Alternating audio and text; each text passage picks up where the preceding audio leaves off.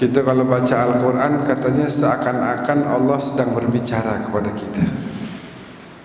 Kan orang kalau diajak bicara sama yang dicintai kan kudunya mah senang gitu. Harusnya mah betah, bukan mau buru-buru. Menurut pemahaman kita, orang cerdas tuh yang detailnya banyak, yang sukses, dia punya usaha. Memang itu salah satu indikasi daripada kecerdasan. Tapi kecerdasan yang hakiki adalah yaitu orang yang suka introspeksi dirinya sendiri.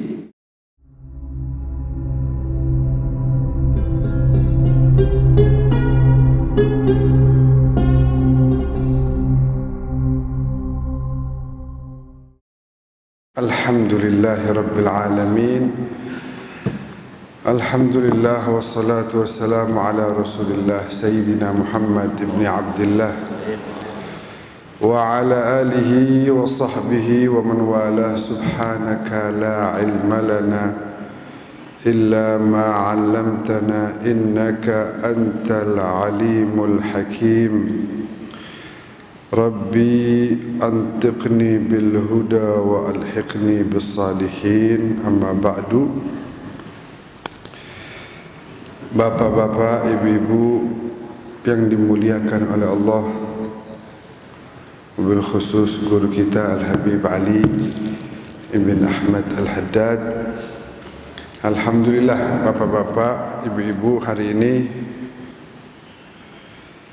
kita kembali berjumpa di sebuah pertemuan yang indah, di pertemuan yang kita berharap akan mendapatkan rahmat dan curahan maghfirah dari Allah Subhanahu wa taala. Mudah-mudahan semua yang hadir sebelum kita nanti pulang ke rumah masing-masing, dosa-dosa kita diampuni oleh Allah Subhanahu wa taala.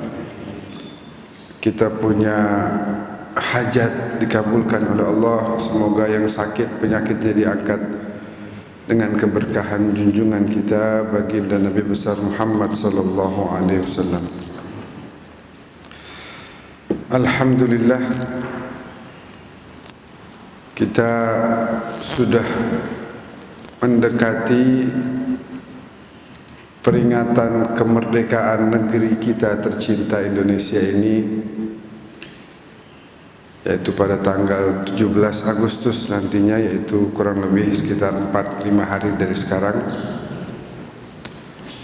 Tentu sebelum saya memulai, saya ingin mengajak semua hadirin, mari sama-sama kita bacakan surat Al-Fatihah. Kita hadiahkan untuk para pendahulu kita, para pejuang kemerdekaan Indonesia. Semoga arwah beliau-beliau semuanya mendapatkan curahan rahmat dari Allah. Semoga kita sebagai anak cucunya bisa melanjutkan perjuangan beliau-beliau semuanya dan akan dikumpulkan nanti bersama beliau-beliau dan Nabi kita Muhammad di surganya Allah. Ala hadhihi niyah wa ala kulli niyatin salihah wa ala mana wa aslafun salihun wa ala mana wa nabiyina Muhammad sallallahu alaihi wasallam. Al-Fatihah. A'udzu billahi minasyaitonir rajim. Amin ya rabbal alamin. Hadirin wal hadirat rahimakumullah. Dalam memperingati peristiwa kemerdekaan ini, biasanya sebagian dari kita akan mengenang kembali tentang perjuangan para pejuang, mengenang kembali sosok-sosok hebat yang ikut andil dalam memperjuangkan kemerdekaan di negeri kita. Kita patut bersyukur. Coba bayangkan kalau kita masih terjajah, hidup susah, penuh dengan ancaman. Kita mungkin mau pergi ke masjid pagi-pagi tadi, mungkin ada rasa takut. Ini kira-kira di jalan ada Belanda apa enggak nih ya, yang bakal nodong saya, yang mungkin bisa jadi akan menembak saya. Tapi sekarang enggak, kita hidup dengan tenang, kita hidup dengan bahagia, dengan nyaman, tanpa adanya ancaman, tanpa adanya gangguan dan lain sebagainya. Mungkin anak kita sekolah, kalau masih zaman penjajahan, ada kekhawatiran kira-kira selamat apa enggak dia. Dan kebetulan walaupun hidup di zaman sekarang, Al-Faqir merasakan hidup di zaman tekanan, di bawah tekanan. Waktu masa belajar di Damaskus, di Suriah pada saat perang, itu hidup enggak nikmat. Kita selalu berada dalam kekhawatiran. Yang namanya listrik kadang mati, seminggu nggak ada listrik. Kalau listrik udah nggak ada, otomatis nanti apa? Air nggak ada juga. Bagaimana mau ada air? Listriknya nggak ada buat ngangkat air. Dan banyak konsekuensi-konsekuensi lainnya yang akan berat kalau kita alami. Alhamdulillah kita hidup nyaman-nyaman saja. Ini semua nikmat-nikmat yang kita patut untuk syukuri. Nanti la in syakartum la azidannakum. Kadang-kadang orang mensyukurinya beda-beda. Taruh di tanggal 17, cara mensyukurinya ada yang pakai lomba-lomba, tapi naudzubillah lomba-lombanya isinya maksiat. Laki perempuan campur, buka aurat. Oke, nanti mau ditambah nikmatnya dari Allah. Kalau mau ditambah nikmatnya bersyukur. Kalau pengen tercapai keadilan sosial bagi seluruh rakyat Indonesia, kita kudu bersyukur. Cara bersyukur yang benar adalah yang tidak melanggar syariat Rasulullah sallallahu alaihi wasallam. Walhamdulillah. Dan juga di negeri kita ini terbiasa mengadakan memang peringatan-peringatan seperti itu, memperingati sosok-sosok mulia yang kemudian bisa kita ambil pelajaran dari mereka. Emang boleh kita ingat-ingat orang-orang dulu, percuma, nggak ada artinya. Nah, sedangkan Al-Quran sering mengatakan wadhkur fil kitabi Ibrahim, wadhkur fil kitabi Musa, dan para nabi-nabi lainnya, Maryam. Nah, sekarang orang enggak, buat apa mengenang, mengadakan acara haul misalnya 17 Agustus mengenang para pejuang. Udahlah, mereka kaum yang sudah mati, sudah meninggal. Tinggal kita udah beramal aja sendiri, enggak usah urusin. Padahal enggak, kita disuruh sama Allah mengingat orang-orang terdahulu. Untuk kemudian apa? Itu Al-Quran isinya kisah semuanya, untuk kemudian mengambil pelajaran. Para nabi diceritakan bahkan secara mendetail, seperti Nabi Yusuf ala nabiyina wa alihi wa alaihi salam. Tujuannya di situ terdapat pelajaran bagi mereka yang memiliki akal. Sehingga di negeri kita ini suka ada acara namanya haul. Nah, nanti nih kalau sekarang nih bulan Muharram begini, nanti ada haul Sayyidina Syekh Abi Bakar bin Salim yang akan diadakan beberapa hari ke depan. Sebenarnya meninggalnya sosok yang mulia ini sudah 450 sekian tahun yang lalu, tapi masih dikenang sampai sekarang. Sebenarnya meninggalnya di akhir bulan kemarin, Zulhijjah tanggal 27, tapi diadakannya di sini di bulan Muharram. Jadi kenapa kita mengadakan haul-haul seperti itu? Di Indonesia kan ada tuh haul di sini, haul di sana, Wali Songo dan lain sebagainya. Diperingati supaya nanti dipelajari kenapa ini orang menjadi mulia. Oh, wakana beliau orangnya begini, begini, begini. Cerita-cerita itu bukan sekedar untuk kita nikmati hikayatnya saja, ceritanya, tapi kita harus ambil pelajarannya, hikmahnya, dan poin-poin penting lainnya yang bisa kita jadikan sebagai pemacu untuk diri kita agar menjadi pribadi-pribadi yang lebih baik lagi. Contohnya Sayyidina Syekh Abi Bakar bin Salim pernah mengatakan, man jalasal akhyar hudhiya bil khairi wal asrar, wa man jalasal ashrar Uqiba bil 'ari wan nar. Siapa orang yang hobi duduk sama orang baik, demen duduk sama orang baik, nanti dia bakal kedapatan dari kebaikan tersebut. Kan kita sering dengar tuh contoh di sini biasa ada apa? Yang duduk sama tukang minyak wangi jadi wangi. Ya kan? Coba kita duduk lama-lama di Al-Hawi itu di Condet. Wah, keluar dari situ wangi kita. Berteman sama orang-orang wangi. Begitu. Siapa orang duduk sama orang-orang baik, dia bakal kedapatan dari kebaikan yang ada pada diri mereka. Makanya orang Arab itu bilang begini, qul li man tu'ashir aqul laka man ant. Coba sebutin nama teman-temanmu, kawan-kawanmu, teman-teman dudukmu, coba sebutin. Nanti dari situ aku bisa tahu kamu itu seperti apa orangnya. Kenapa begitu? At-tuyuru ala ashkaliha taqa. Karena orang yang sejenis itu bakal menyatu. Kita akan senang duduk sama yang kalau bahasa sekarang sefrekuensi, satu aliran. Kalau kita duduk sama yang nggak sealiran, nggak senang. Misalnya ahli ibadah disuruh nongkrong sama orang yang kagak sholat, betah apa nggak kira-kira? Nggak betah. Nggak betah. Dia biasa ibadah, dia biasa melaksanakan sholat dan ibadah-ibadah lain. Duduk sama orang yang nggak sholat, duduk sama orang yang meninggalkan kebaikan demi kebaikan, nggak betah dia. Pun sebaliknya juga begitu. Ada orang yang hobinya maksiat, hobinya melaksanakan hal-hal yang mengundang murka Allah. Suruh duduk sama Habib Ali misalnya, kagak betah dia. Habib Ali baik banget nih, kapan kita diajak nongkrongnya nih, kapan kita diajak nih, begitu.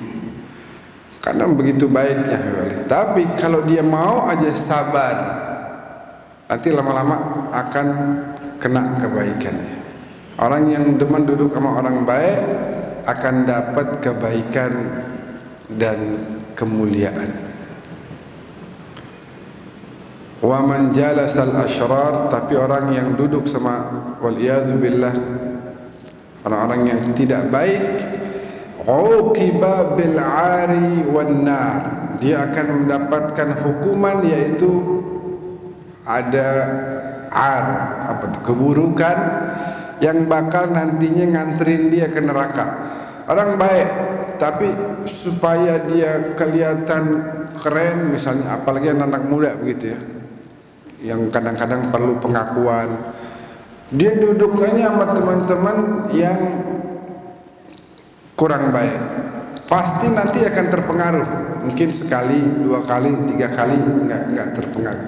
Tapi lama kelamaan ngelihat teman-temannya pada minum minuman keras, ya udah deh gue cobain dikit dah, biar kelihatan asik juga begitu. Temannya pada masuk ke diskotik, mungkin sekali, dua kali, tiga kali dia nggak mau. Ah, lu cemen lu, cupu lu, nggak mau masuk ke. Ya udah dah, ikut. Man jalasal asyrar, orang yang duduk sama orang yang tidak baik atau yang kurang baik, uqiba bil 'ar wan nar, dia bakal mendapatkan hukuman, yaitu keburukan, yang mana keburukan tadi akan mengantarkan dia menuju ke gerbang pintu neraka, waliyazubillah min dzalik. Makanya kita harus pilih-pilih duduk sama teman-teman yang baik. Dalam rangka berdakwah boleh kita samperin yang kurang-kurang baik, boleh. Tapi dalam rangka berdakwah, bukan dalam rangka kita ikut, kita yang narik mereka, bukan kita yang ketarik oleh mereka. Tapi dalam rangka kita membuat satu komunitas, teman perkumpulan, itu harus cari yang baik-baik supaya nanti kita ikutan baik. atau yang sudah baik akan tambah baik lagi. Pentingnya begitu. Banyak tuh orang kadang suka tanya sama kita, kalau di majelis taklim bawaannya enak kita, masya Allah udah kayak malaikat. Cuma begitu udah jauh dari pengajian, jauh dari para tokoh-tokoh ulama yang baik-baik, yang para habaib yang mulia, para kiai, nanti muncul lagi tuh keinginan-keinginan yang kurang baik. Kenapa bisa begitu? Karena jauh daripada Kitabullah Al-Quranul Karim. Jadi kuncinya itu hidup ini sebenarnya ya boleh dikatakan kita jangan jauh dari Al-Quran, jangan jauh dari sejadah, maksudnya sholat. Dan kalau dua ini kita pegang, insya Allah kita dijaga. Inna salata tanha anil fahsya wal munkar. Sholat itu menjauhkan kita dari perbuatan keji dan munkar. Terus baca Al-Quran. Kenapa? Karena Al-Quran kata Nabi SAW, fa innahu hablun mamdudun minas sama. Dia itu talinya Allah yang Allah turunkan. Siapa yang mau selamat, pegangan sama tali, pegangan. Al-Habib Zain bin Muhammad Al-Hadi suka ngasih contoh, kalau lagi hanyut di sungai terus ada tali dari atas, kita pegang supaya kita nanti kuat, nggak terbawa lagi sama arus. Ada tali kita pegang, walaupun arusnya masih jalan, tapi karena kita pegangan sama tali, kita nggak kebawa sama arus. Wahakadha, arus itu adalah kemaksiatan yang ada di dunia ini. Itu kita kadang-kadang kebawa, buru-buru pegangan sama Al-Quran, nanti kita nggak kebawa lagi sama arus. Banyak-banyak baca Al-Quran. Ya, kita kalau baca Al-Quran katanya seakan-akan Allah sedang berbicara kepada kita. Kan orang kalau diajak bicara sama yang dicintai kan kudunya mah senang gitu, harusnya mah betah, bukan mau buru-buru.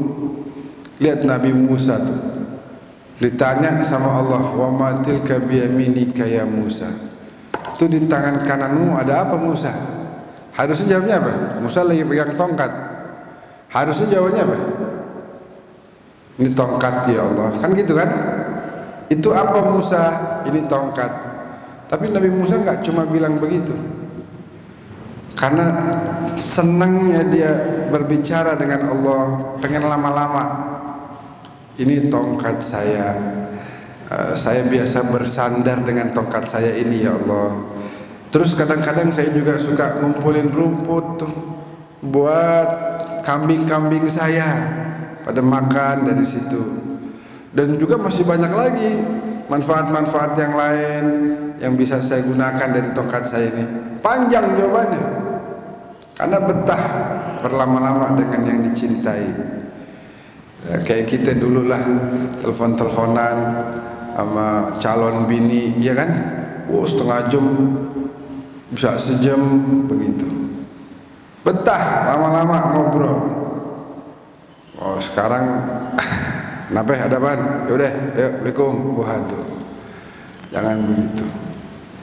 Jadi kita harus yang namanya membiasakan diri kita.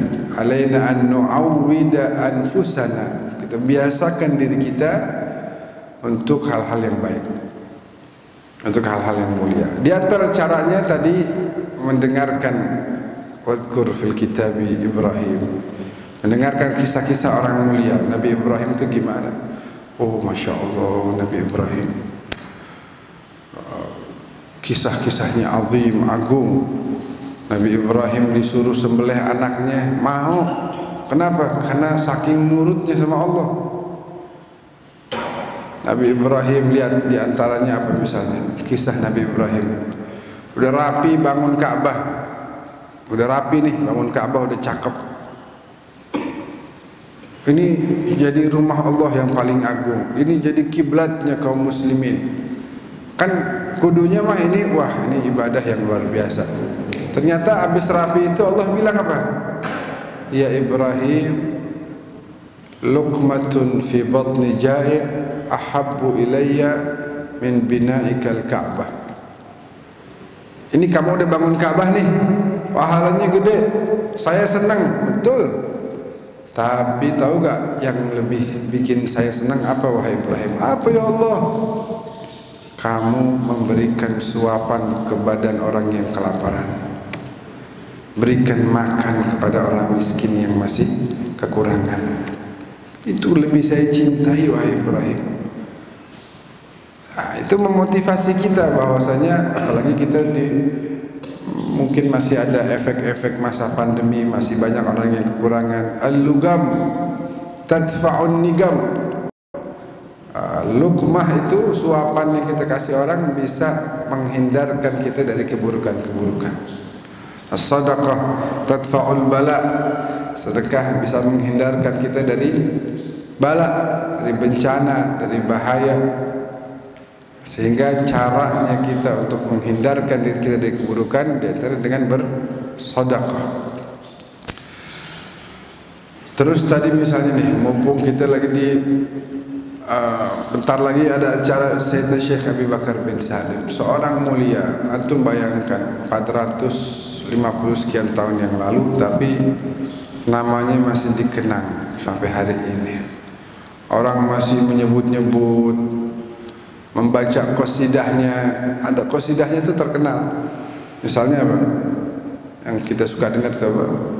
Ya Rabbama katawassafa bi Muhammadin ighfir lana ya sami'an li du'ana. Enak kita. Orangnya meninggal 4 abad lebih, tapi dikenang sampai hari ini. Kenapa? Makana lillahi dam. Kalau orang itu beramal karena Allah akan terus berlanjut. Tapi kalau orang yang beramal ria'an nas waliyadzubillah, bentaran terputus karena ria, sombong, pengen diakuin, nggak lama biasanya. Makanya kita beramal lillahi ta'ala supaya benar-benar terjaga pahalanya. Coba bayangkan kisah Sayyidina Syekh Abi Bakar bin Salim, berapa banyak menginspirasi kaum muslimin. Beliau misalnya ngasih makan orang setiap hari. Seingat saya, kalau tidak salah, tidak kurang dari 800 roti beliau bikin tiap hari. Orang sono kan makanya roti. Satu orang satu roti gede, itu rotinya bulat. Kalau kita satu porsi nasi lah. Kalau di sana satu buah roti, rotinya gede bulat. Setiap hari tidak kurang dari 800 roti yang beliau persiapkan untuk para tamunya. Jadi begitu banyak. Dan itu beliau ambil dari para kaum-kaum saleh terdahulu. Di rumahnya Sayyidina Al-Hasan bin Ali bin Abi Thalib, cucu Rasulullah. Itu begitu juga. Sampai dikenal namanya Madhafatul Imam Al-Hasan, jamuannya Sayyidina Hasan. Begitu mulia, begitu agung. Sayyidina Syekh Abi Bakar bin Salim begitu, menjamu orang tidak kurang dari 800 orang tiap hari. Dan menghargai semua yang datang. Semua yang ingin berpartisipasi dihargai. Bahkan ada cerita itu, katanya seorang wanita pengen nyumbang. Nyumbangnya sedikit. Ini jamu 800 orang, dia nyumbang sedikit, tapi dihargai. Masya Allah, terima kasih banyak. Tepung sedikit gitu buat bikin roti. Masya Allah, makasih banyak. Luar biasa ini. Mudah-mudahan Allah balas. Terus dibalas sama beliau dengan balasan yang jauh lebih besar. Artinya menghargai orang. Kalau zaman sekarang mungkin kalau kita biasa ngasih makan 800 porsi, ada orang datang nyumbang 1 porsi, kayaknya kita ya begini doang, ngapain nyumbang cuma segini, gitu. Nauzubillah min dzalik. Enggak, kita hargai. Begitu juga yang dilakukan oleh Rasulullah sallallahu alaihi wasallam. Beliau menghargai siapapun, para sahabat yang ingin berbuat untuk Islam dihargai. Yang pernah sahabat yang tangannya itu digunakan untuk membersihkan batu-batu, kerikil-kerikil dari jalanan supaya orang enggak terganggu, itu dihargai oleh Rasulullah.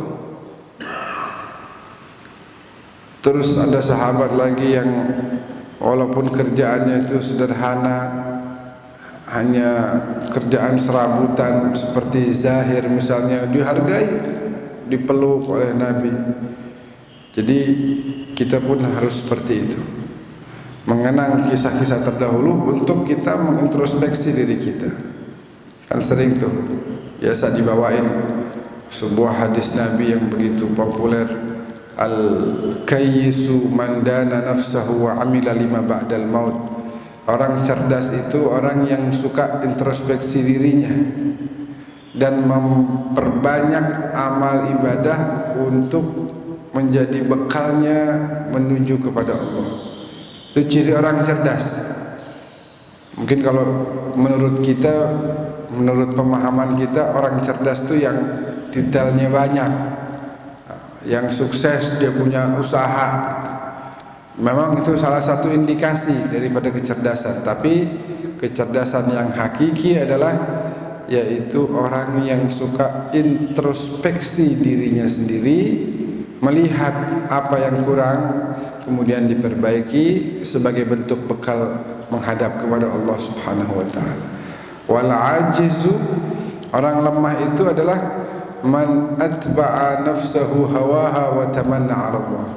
Orang lemah itu orang yang tidak mampu melawan bisikan syaitan. Orang lemah itu adalah orang yang terus ikut sama hawa nafsunya. Boleh jadi dia kuat, orangnya kuat, gagah, perkasa, dia punya kekuasaan, Masya Allah, perintah sana, perintah sini, punya ajudan banyak, kuat dia.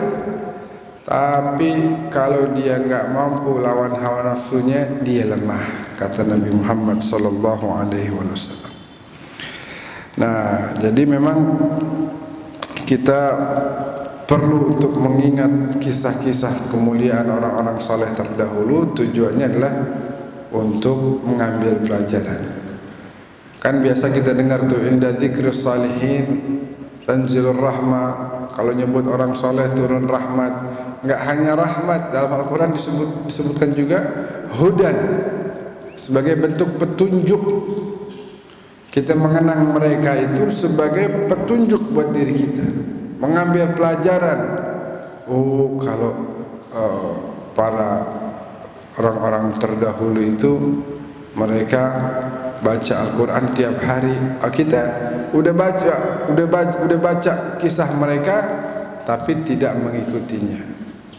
Tadi Sayyidina Syekh Abu Bakar bin Salim diceritakan tidak pernah meninggalkan salat duha, salat tahajud, semuanya dikerjakan dengan sempurna. Dan juga para tokoh-tokoh lainnya, para orang-orang saleh lainnya, kita ambil pelajaran. Ini enggak hadir pengajian udah, hadir maulid udah, hadir haul udah, hadir kajian udah, besokannya bikin acara nikahan campur laki sama perempuan. Besokannya bikin acara nikahan, bukan manggil baca maulid, baca sholawat, panggil baca main organ, nyanyi dangdut. Nauzubillah min dzalik. Ngeledek itu, ngeledek Allah namanya. Kemarin udah hadir pengajian, udah dikasih tahu.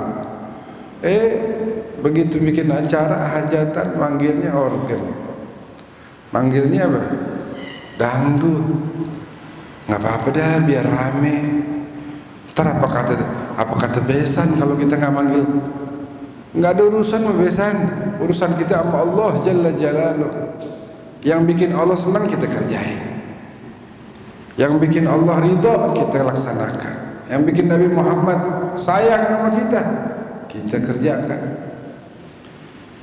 Nanti kalau memang besan kurang cocok, acaranya bagaimana, kita kasih pemahaman. Nggak bisa begitu. Kita mau nikahin anak-anak kita, lah kalau kita manggilnya yang begitu, akhirnya yang turun bukan rahmat, murka dan amarah dari Allah. Bagaimana mau dapat keturunan yang soleh-solehah? Bagaimana mau diberkahi rezekinya, hissiyah wal ma'nawiyahnya? Ya, jadi memang tujuan kita untuk mengadakan kegiatan-kegiatan yang baik, menghadiri, ya, kayak bulan Muharram ada haul, ada peringatan tahun baru Islam, nanti bulan Rabiul Awal ada acara Maulid Rasulullah. Tujuannya bukan hanya sekedar menjadi rutinitas tahunan doang. Habis rutinitas tahunan pulang ke rumah nggak ada yang berubah, tetap aja Al-Qur'annya kagak dibaca, tetap aja sholat tahajudnya ketinggalan. Ente udah hadir, mana masya Allah kemarin di luar kota, sono ana hadir tuh. Oh masya Allah, ana hadir pengajian ini kajian. Oh iya. Tadi malam tahajud nggak? Oh enggak sih. Kemarin enggak. 2 hari lalu enggak. 3 hari lalu, seminggu, sebulan, setahun nggak pernah bangun sholat tahajudnya. Padahal sholat tahajud salah satu bentuk daripada bukti kecintaan kita kepada Allah. Emang nggak wajib hukumnya, tapi itu sholat tahajud memiliki rahasia yang begitu besar dari Allah Jalla Jalaluhu. Afshus salam wa at'imut ta'am wa sallu bil lail wan nasu niyam tadkhulul jannata bis salam. Sebarkan salam, kasih makan orang, berbuat baik sama orang, dan sholat di tengah malam pada saat banyak orang pada tertidur, maka silahkan masuk surga lewat pintu yang mana aja. Seperti yang diucapkan oleh Sayyidina Ali, man yashtari dar bi rak'atin fi jawfil laili yuhyiha. Siapa nih yang mau beli kaplingan di surga? Ada nggak yang mau beli?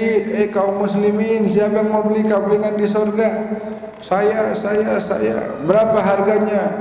Harganya rokaat yang kau dirikan pada tengah malam. Itu harganya. Karena itu bukti daripada kita benar-benar mau, benar-benar punya rasa cinta dalam hati kita. Karena orang yang demen, yang punya rasa cinta, sayang di hatinya, dia akan senang dan bahagia ketika berduaan, dalam tanda kutip, bermesraan dengan Allah Subhanahu wa taala. Falidzalik, oleh karena itu disebutkan juga dalam qasidah yang tadi saya bacakan, fahumul muradu wa la yuradu siwahum. Mereka para orang-orang saleh itu adalah panutan kami, ya. Karir li sam'i dzikrahum wa hadithahum. Ayo sebut terus nama mereka, kebaikan-kebaikan mereka, khususnya tentu para nabi, khususnya Nabi Muhammad sallallahu alaihi wasallam, kemudian para sahabat, para ahlul bait, para tabi'in, orang-orang saleh setelah mereka. Sering-seringlah menyebut nama mereka, sering-seringlah menceritakan tentang kepribadian mulia mereka. Nanti apa? Enggak berhenti di situ. Ta'mal ma'i fi hayatihim ihsana, bi hayatihim ihsana. Tujuannya ta'mal, supaya kita beramal, melaksanakan juga apa yang mereka laksanakan, kita laksanakan juga. Kita dengerin tentang kebaikan-kebaikan para orang-orang saleh. Terus kemudian setelah kita dengarkan, alangkah baiknya kemudian kita ambil pelajarannya dan kita amalkan. Kita harus punya himmah gawiyah, niat, punya semangat yang tinggi. Man lam yujahid fil bidayat lam yasil fil nihayat. Siapa yang tidak bersungguh-sungguh, dia nggak bakal sampai, dia nggak akan sampai kepada tujuannya. Jadi bapak-bapak, ibu-ibu yang dimuliakan oleh Allah Subhanahu wa taala, kita mengenang para orang-orang saleh ini lagi-lagi tujuannya adalah untuk mengambil pelajaran. Saya mah hanya ngasih mukaddimah aja nih. Nanti yang akan ceramah Ustaz Husain. Nanti Ustaz Husain akan menjabarkan kepada kita tentang siapa itu baginda Rasulullah, seperti apa ketauladanan beliau, bagaimana para orang-orang saleh itu menjadikan beliau sebagai betul-betul suri tauladan, al-qudwah al-hasanah. Tujuannya apa? Tujuannya biar kita ngikut mereka. Man zada ilman wa lam yazdad hudan falam yazdad minallah illa bu'da. Siapa yang bertambah pengetahuannya tapi tidak bertambah petunjuk bagi dirinya, artinya dia nambah ilmu tapi tidak bertambah semangatnya untuk memperbaiki dirinya atau mengamalkan ilmu tersebut, falam yazdad minallah illa bu'da, maka otomatis dia makin jauh dari Allah. Karena ilmunya udah ditambah tapi nggak dimanfaatin, nggak diamalin. Falam yazdad minallah illa bu'da. Yang demikian itu tidak akan bertambah melainkan kejauhan atau semakin jauh dari Allah Jalla Jalaluhu wa ta'ala fi'allah. Jadi saya ingatkan lagi, nanti sebentar lagi kita beberapa hari ke depan akan mengadakan peringatan 17 Agustus. Caranya kita harus memperingati dengan mengadakan majelis seperti ini. Kita doakan para pendahulu kita. Emang enggak boleh Habib kalau kita bikin lomba? Boleh, kata siapa? Silahkan. Boleh memeriahkan hari 17 Agustus, silahkan.